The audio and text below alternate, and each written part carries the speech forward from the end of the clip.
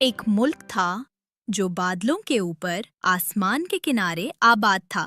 وہاں ایک عظیم ملکہ رہتی تھی، سمجھدار اور انصاف پسند تھی۔ اس کی ایک ہی بیٹی تھی، شہزادی، جو خوبصورت تو تھی مگر بہت مغرور، ضدی اور خود پسند۔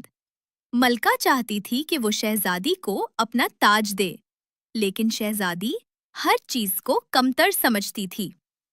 جب محل کے دسترخوان پر رنگ برنگے پکوان سجتے تو وہ ایک نظر ڈالتی، ناک چڑھاتی اور بنا چکھے اٹھ کر چل دیتی اور کہتی، میں یہ سب بورنگ کھانا نہیں کھاؤں گی۔ جب سرونٹس نئے کپڑے لے کر حاضر ہوتی تو وہ ایک ہلکی سی ہنسی کے ساتھ کہتی، یہ کیا میں اب یہ سب پہنوں گی؟ اور وہاں سے بھی چل دیتی، چاہے وہ انمول زیور ہو یا نازک جوتی۔ اس کی نظروں میں ہر چیز ناکافی تھی۔ محل کے سرونٹس دن رات اس کی خوشی کے لیے دوڑتے، مگر اس کے نخرے ایسے تھے جیسے ان کی کوئی انتہا نہ ہو۔ رفتہ رفتہ سب کے چہروں پر تھکن چھا گئی، مگر شہزادی کی خواہشوں کا سلسلہ اسی طرح جاری رہا۔ ملکہ خاموش تھی، لیکن دل کی گہرائیوں میں ایک طوفان برپا تھا۔ وہ جانتی تھی اگر شہزادی اسی غرور، ضد اور بے نیازی کے ساتھ آگے بڑھی تو وہ تاج جو عزت اور خدمت کی علامت تھا ایک دن بربادی کی علامت بن جائے گا۔ سلطنت بچانے کے لیے بیٹی کو کھونا پڑے گا۔ اور اسی رات چاندنی کی چادر تلے محل کی فضاؤں میں کچھ بدل گیا۔ ملکہ اپنے جادوئی تالاب کے سامنے پہنچی، اپنی آنکھیں بند کیں اور کچھ ایسا پڑھا جو برسوں سے کسی نے نہیں پڑھا تھا۔ ہوا کا رنگ بدلنے لگا، روشنی سکڑنے اور گہرے نیلے بادلوں میں بدلنے لگی، اور پھر ایک چمکتی ہوئی لہر پورے کمرے میں دوڑ گئی۔ اگلے لمحے شہزادی جو اپنی خوابوں کی دنیا میں سو رہی تھی ایک انجانی روشنی میں لپٹی اور بنا کسی شور کے غائب ہو گئی۔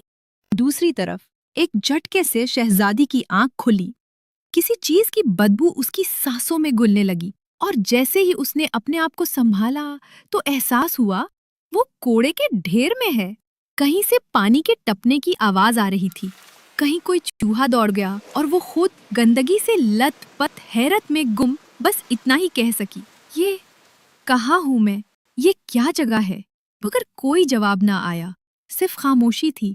جب شہزادی پری زمین پر کوڑے کے ڈھیر سے نکلی تو اس کی حالت خراب تھی، نہ سمجھ میں آ رہا تھا کہ یہ دنیا کیا ہے، نہ کوئی پہچاننے والا تھا۔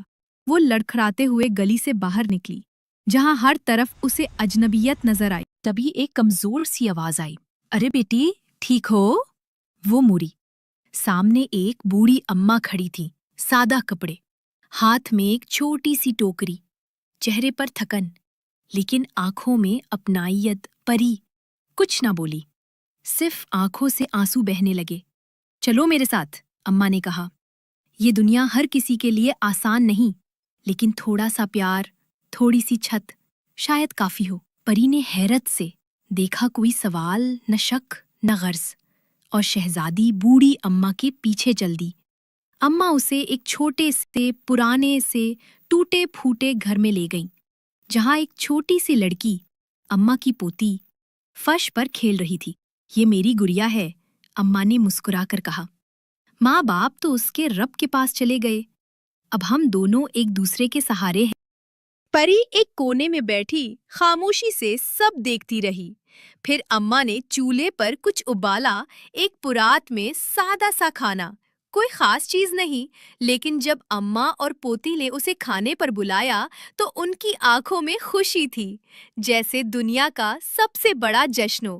پری نے ایک نوالا لیا، پہلی بار زندگی میں وہ کھانے کی قیمت نہیں، اس کی قدر سمجھ پائی۔ پوتی نے ہنستے ہوئے کہا، آپ ہمارے ساتھ رہو گی نا؟ ہم 3 ہو جائیں گے۔ پری نے حیرت سے دونوں کو دیکھا، نہ زیور، نہ محل، نہ نخرے، لیکن دل ایسا بھرا ہوا کہ جیسے خزانہ ہو۔ جب وہ سادہ سا کھانا کھا چکی تو پہلی بار اسے نیند بھی سکون والی آئی۔ صبح ہوئی، سورج کی کرنیں ٹوٹی چھت کی درزوں سے اندر آئیں، اور پری نے آنکھیں کھولی تو دیکھا بوڑھی اماں خاموشی سے چادر اوڑھ کر دروازے سے باہر جا رہی تھی۔ परी ने पूछा, आप कहाँ जा रही हैं? अम्मा ने परी के सर पर हाथ फेरा और उसे कहा कि मैं जंगल में फल और लकड़ियां इकट्ठे करने जा रही हूँ और अपने सफर पर रवाना हो गई। परी उनके पीछे चुपके से गई और हवा में उठते हुए वो एक नदी के करीब उतरी और अम्मा को ढूंढने लगी और देखा कि अम्मा जंगल में लकड़ियां इकट्ठा कर रही हैं। कभी झुककर जमीन से कुछ फल उठाती है, कभी किसी दरख्त के नीचे बैठकर सांस बहाल करती है। फिर वही लकड़ियां और जंगली फल शहर में ले जाकर एक छोटे से चबूतरे पर बेचने लगती है। परी हैरान रह गई। इतनी उम्र में इतनी मेहनत! उसे एहसास हुआ कि वो तो यहाँ सिर्फ खा रही है। बिन मांगे मोहब्बत भी मिली, छत भी, रोटी भी, और वो खुद सिर्फ एक बोझ। उसी लम्हे उसने फैसला किया कि वो भी कोई जॉब ढूंढेगी और अम्मा का हाथ बटाएगी। अगले दिन वो बाजार में चले गई और अपने लिए जॉब ढूंढने लगी। उसने एक होटल में जॉब के लिए पता किया। मालिक परी को देखकर हैरान रह गया, क्योंकि इसने इतनी खूबसूरत लड़की पहले नहीं देखी थी। उसने उसे फौरन जॉब पे रख लिया और वो दिन आया। चाय बनाई। जब परी ने हाथों में ट्रे उठाई और कस्टमर्स को चाय सर्व की और बाद में बर्तन धोए, और शाम को जब पहला दिन खत्म हुआ तो उसे काम के बदले कुछ पैसे मिले। पहली बार उसको पैसे की कदर महसूस हुई और उसने रोज के पैसे जमा करने शुरू किए। चंद दिन बाद वो शहर के बाजार गईं और एक छोटी सी दुकान से नान कपड़ों से बनी छोटी सी फ्रॉक, रंगीन जूते और एक रबन खरीदा। जब वो घर आई और पोती को वो तोहफा दिया, बच्ची खुशी से उछलती बोली, ये मेरे लिए है वाकई? परी मुस्कुराई और उसकी आंखों में नमी आ गई। हाँ, तुम्हारे लिए। तब उसे पहली बार वो एहसास हुआ जिसने उसकी रूह झुंझोड़ दी। मेरे पास सब कुछ था, फिर भी कभी इतनी खुश नहीं हुई। इसी रात परी बाहर निकली, आसमान की तरफ देखा और कुछ ना बोली। उसकी खामोशी खुद एक दुआ बन गई। और कहीं ऊपर मलका अपने जादुई तालाब में ये सब देख रही थी।